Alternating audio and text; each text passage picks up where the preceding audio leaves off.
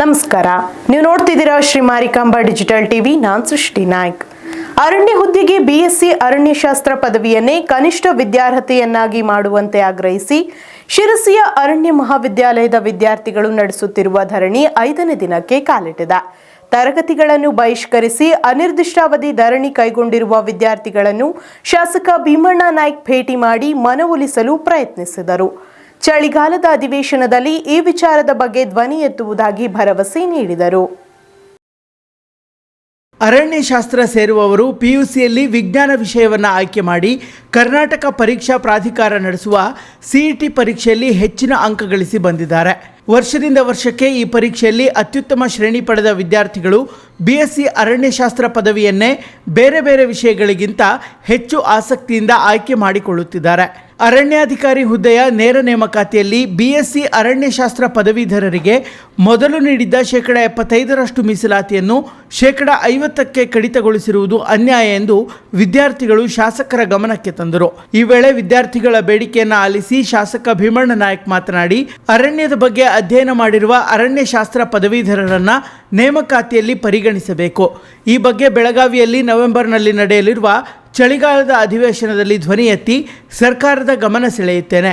ಮುಖ್ಯಮಂತ್ರಿ ಸಿದ್ದರಾಮಯ್ಯ, ಅರಣ್ಯ ಸಚಿವ ಈಶ್ವರ್ ಖಂಡ್ರೆ ಹಾಗೂ ಅರಣ್ಯ ಇಲಾಖೆಯ ಹಿರಿಯ ಅಧಿಕಾರಿಗಳನ್ನು ಖುದ್ದು ಭೇಟಿಯಾಗಿ ಅರಣ್ಯಶಾಸ್ತ್ರ ಪದವೀಧರರಿಗೆ ಆಗುತ್ತಿರುವ ಅನ್ಯಾಯದ ಕುರಿತು ಮನವರಿಕೆ ಮಾಡಿಕೊಡುತ್ತೇನೆ ಎಂದು ಹೇಳಿದರು.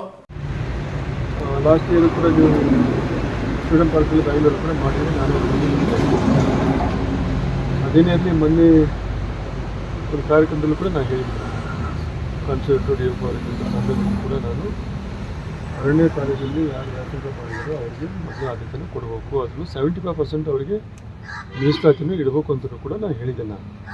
ಇವತ್ತು ನಾನು ಅದೇ ಧ್ವನಿನ ಎತ್ತುವಂಥದ್ದು, ಅದೇ ಮಾತನಾಡುವಂಥದ್ದು.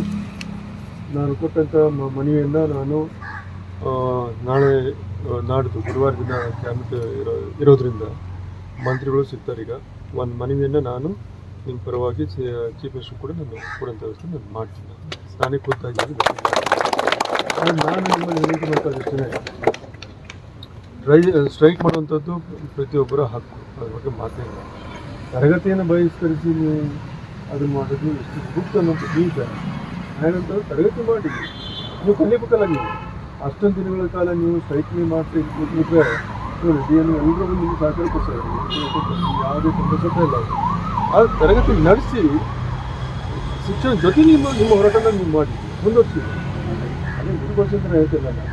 ಅದೇ ತರಗತಿಯಲ್ಲಿ ಮಾತ್ರ ಶಿಕ್ಷಣದ ಬಗ್ಗೆ ಯಾವುದೇ ರೀತಿಯ ತೊಂದರೆಗಳು ಆಗಬಾರ್ದು. ಯಾಕೆ ನೀವೇ ಕಲಿಯುವಂಥದ್ದು. ನೀವು ಲಾಸ್ಟಿಂದ 15 ದಿನ ನಾವು ನಿರಂತರ ಮಾಡಬೇಕು. 15 ದಿನದ ಶಿಕ್ಷಣ ಯಾವ ರೀತಿಯ ತೊಂದರೆ ಆಯಿತು ಕೇಂದ್ರವ್ರಿಗೆ, ಅವ್ರಿಗೆ ಎಲ್ಲ ತೊಂದರೆ ಅವ್ರಿಗೆ